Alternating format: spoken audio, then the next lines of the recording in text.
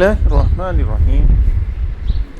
ایک دن پیغمبر علیہ الصلوۃ والسلام نے مخاطبین سے سوال کیا، اور ذہن میرے اصل حقیقی علم وہ ہے کہ جس کے ذریعے مخاطبین کے اندر یہ صلاحیت پیدا ہو جائے کہ وہ سوال کریں اور سوال کا جواب بھی دے سکیں۔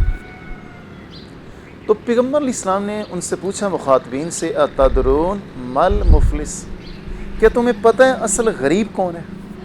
تو صحابہ نے اپنی معاشرت کو سامنے رکھتے ہوئے صحابہ فرماتے ہیں کہ حضرت ہمارے ہاں تو وہ آدمی غریب ہے جس کے پاس نہ تو دینار ہو، نہ دراہیم ہو، نہ کوئی سامان ہو، وہی اصل غریب ہے۔ پیغمبر علیہ الصلوۃ والسلام نے فرمایا کہ ٹھیک ہے، یہ بھی اس دنیا کے اعتبار سے غریب ہے، لیکن یہ دائمی غربت نہیں ہے۔ ہو سکتا ہے کہ چند دنوں کے بعد وہ غربت ختم ہو جائے، سامان آ جائے، یا ہو سکتا ہے غربت رہے تو ایک دن یہ بندہ اس دنیا سے رخصت ہو جائے تو اس کی غربت ختم ہو گئی۔ لیکن اصل حقیقی غریب وہ شخص ہوگا، مفلس وہ ہوگا جو کل قیامت کے دن حساب کتاب کے لیے پیش کیا جائے گا تو اس کے پاس نمازیں بھی بہت ہوں گی، زکوٰۃ بھی بہت ہوگی، نیک اعمال بھی بہت ہوں گے، روزے بھی ہوں گے، لیکن جب حساب کتاب شروع ہوگا تو بہت سارے لوگ آ جائیں گے اور کہیں گے، حضرت اے ہمارے پروردگار، اس نے مجھے گالی دی تھی، اس نے مجھ پر تہمتیں لگائی تھی، اس نے میرا مال ہڑپ کیا تھا، زمین پر قبضہ کیا تھا، واپس نہیں کیا، اس نے میرا خون بہایا، مجھے تھپڑ مارا۔ تو اللہ تعالیٰ کہیں گے، جی آج جزا کا دن ہے۔ یہ پاکستان گجرانوالہ وزیر آباد کی کچہریاں نہیں ہے کہ یہاں پیسے دے کر سفارش یا دھونس کے ذریعے جان چھوٹ جائے گی۔ اگر آج بھی انصاف اسی طرح کرنا ہے جس طرح کہ پاکستان میں ہو رہا ہے تو قیامت ضرور برپا کرنی ہے۔ تو پھر اس کی نیکیاں، نماز، روزہ، حج، زکوٰۃ اور انفاق فی سبیل اللہ، جو بھی نیکیاں ہیں وہ اس آدمی کو دے دی جائیں گی جس کے ساتھ اس نے زیادتی کی ہے، برا بھلا کہا ہے، بدتمیزی کی ہے، مال ہڑپ کیا ہے۔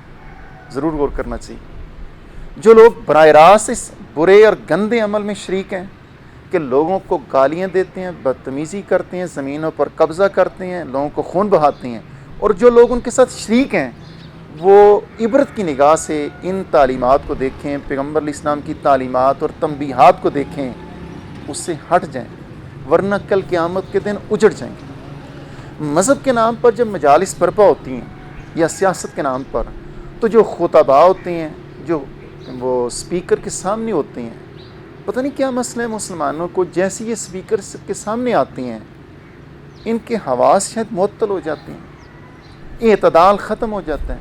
تو جتنے لوگ گالیاں نکالتے ہیں مذہب کے نام پر، اگر مجالس برپا ہوں، دوسروں کو برا بھلا کہتے ہیں، وہ ضرور غور کریں، ان کا تو پیغمبر علیہ السلام کے ساتھ بڑا والہانہ اور جذباتی تعلق ہے۔ یہ جتنی نیکیاں کر رہے ہیں کہیں خدا نہ خواستہ اس آدمی کی طرف نہ چلے جائیں۔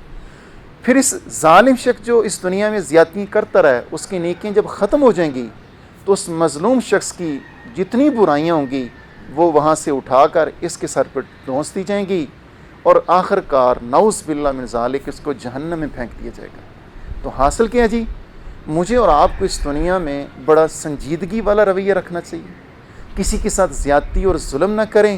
اگر ہم ایسے کرتے رہے، اگرچہ ارباں پیسے ہمارے پاس ہوئے، کل قیامت کے دن ہم سب غریب ہی ہوں گے اور اجڑ جائیں گے۔ اللہ تعالیٰ مجھے بھی توفیق دے، آپ کو بھی، ہم عملی زندگی میں پیغمبر علیہ السلام کی ان تعلیمات کو اہمیت دیں۔